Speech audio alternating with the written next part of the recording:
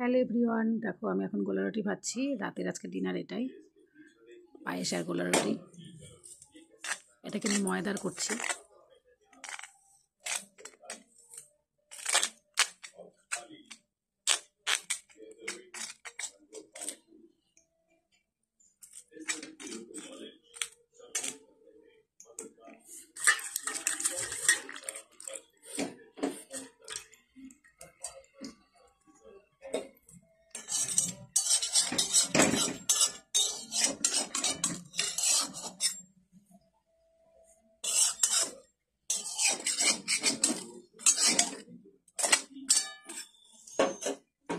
তো আজকে রাতে দেখো এই যে গোলা রুটি করছি আর এই যে পায়েস।